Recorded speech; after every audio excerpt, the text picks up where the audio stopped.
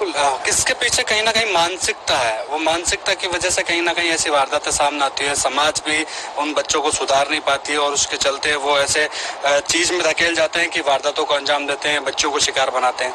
बिल्कुल सर, ये जो मानसिकता वाली बात कही है, प्रॉपर हमारी जो सोसाइटी है वो उस मानसिकता का शिकार है। और जनरली जो लड़के एडोलेंस यानी किशोरावस्था में आते हैं तो उनको लगता है कि ये तो उनका अधिकार है, लड़कियों को छेड़ना, उनको लेकर उनको आंख मारना या उन पर भद्दे कमेंट्स करना, ये उनका अधिकार सा उन्हें लगता है। और जब उन्हें लगता है कि लड़की अपोज नहीं कर रही, सोसाइटी ये समझ रही है कि ठीक है लड़के तो करेंगे, कुछ हो नहीं सकता इस चीज को लेकर, तो फिर वो उनकी हिम्मत इतनी बढ़ जाती है कि वो फिर एक बहुत बड़ा क्राइम बन जाता है। तो मेरा मानना यह है कि इस चीज को लेकर सख्त से सख्त कार्रवाई की जानी चाहिए पुलिस के स्तर पे भी, क्योंकि सर संविधान में इस चीज को लेकर प्रावधान तो बने ही हुए हैं, लेकिन उनका चूंकि पालन अच्छे से नहीं हो पा रहा है, उनके ऊपर कार्रवाई अच्छे से नहीं हो पा रही। इसके अलावा जो बच्चियां हैं, जो लड़कियां हैं, जो महिलाएं हैं, वो भी इसके लिए उनको लगता है कि मतलब वो कई बार इसको पेरेंट्स के साथ नहीं डील करती है, पेरेंट्स को नहीं बताएंगी या वो इस चीज को नॉर्मल लेके रह जाती है, तो वो फिर कई बार इस चीज का उनके जहन में इतना ज्यादा जो है वो मतलब दिमाग में इतनी ज्यादा ये चीज उनको घर कर जाती है कि बहुत जो है गलत कदम भी वो इसको लेकर उठा लेती हैं।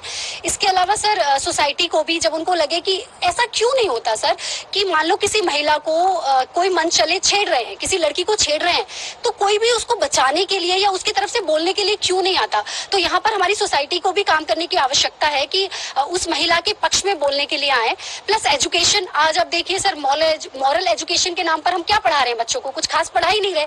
तो मुझे लग रहा है कि जैसे भी समर कैंप चल रहे हैं, समर जो है वेकेशन चल रही है, तो क्यों ना कुछ मॉरल कैंप इस तरीके से कुछ ऑर्गेनाइज किया जाए सर।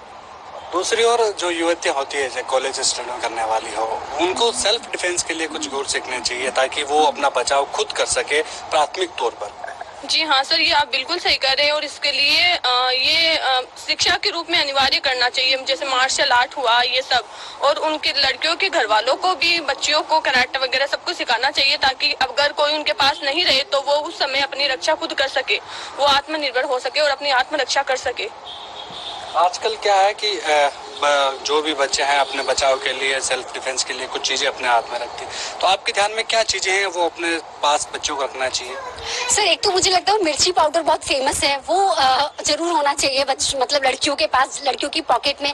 एक वो छुरी आती है सर, मैं तो सजेस्ट करूंगी कि छुरी भी जो है वो अपने पॉकेट में या अपने बैग में बच्चियों को डाल के रखनी चाहिए।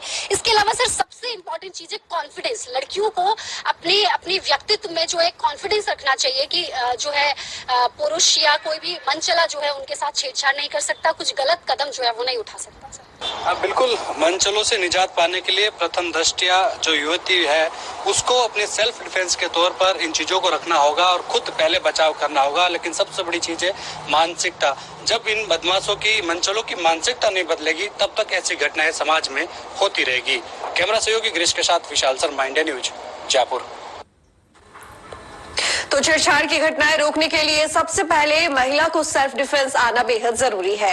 साथ ही छेड़छाड़ करने वालों या मनचले को सबक सिखाना भी बहुत जरूरी है ताकि आगे वो किसी के साथ बदसलूकी करने की हिम्मत ना कर सके। देखिए बीकानेर से हमारे संवाददाता भवानी जोशी की रिपोर्ट।